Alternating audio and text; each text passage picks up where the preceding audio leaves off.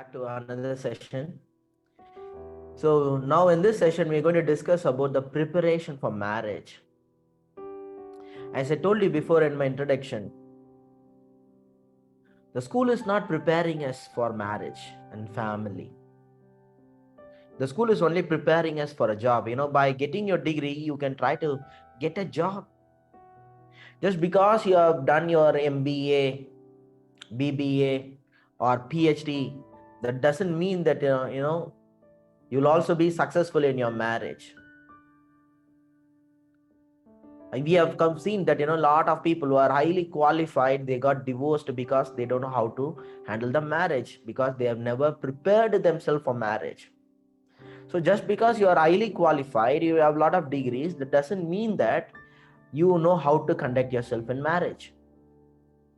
So I'm going to give you a very practical things to how you can able to get prepared. So once again, I want to tell you, the problem is people never think that, they should be prepared for marriage. If you really want to get married, it takes a lot of preparation.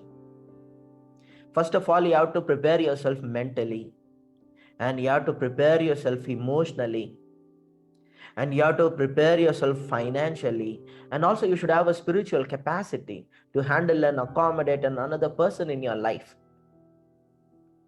So nobody is getting prepared. Nobody talks about it.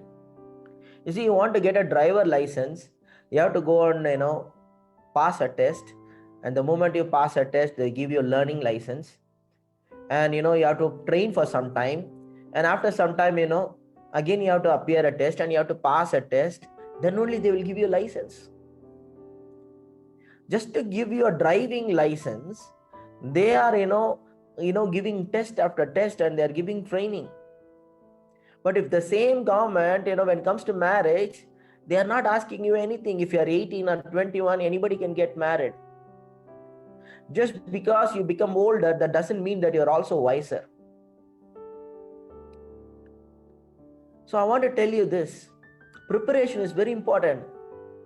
That's why, we were able to take our car, we were able to take care of our car, same car for 10 years, but we were not able to live with one person for 10 years. Think about this. So preparation is very important. Without preparation, we will fail. People, there are times I see some people, they are keep on postponing, I'm not ready, I'm not prepared for it. There is one side of people, keep on feeling that, they are not prepared. And if you ask them, in what way you're not prepared? No, I don't have a own house, so I'm looking for a own house to get married. Maybe in some culture, in some country, that may be very important.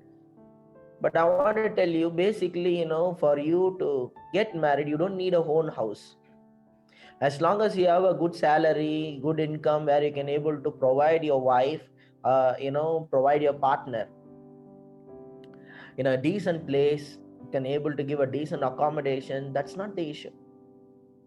And there are, in another side, there are people who are don't have any income and jobless, and instead of looking for a job and trying to get an income, trying to get a salary and generate an income, they want to get married. They are so curious and eager and excited about marriage, but they are not preparing themselves for financially.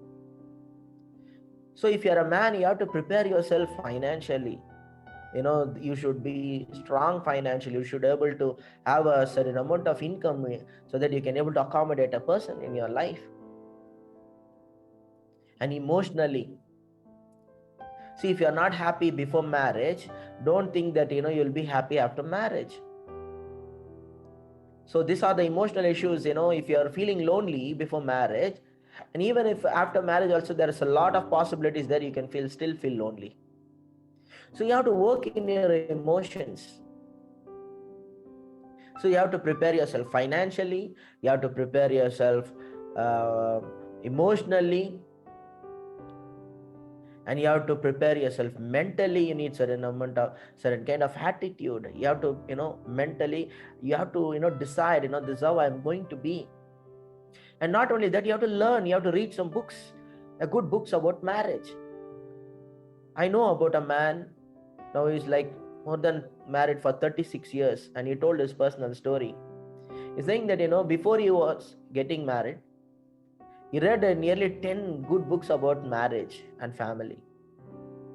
And you know what? Because of that, by, soaking himself in that books and learn a lot of valuable truths and principles, and he come to know that as a man, what is expected from him, what is roles and responsibility, and how he can able to understand women, and he mastered those principles. And because of that, now he's telling, now he's like married for more than 36 years, he's telling, if I tell people I don't have any problem in my marriage, people will not believe it.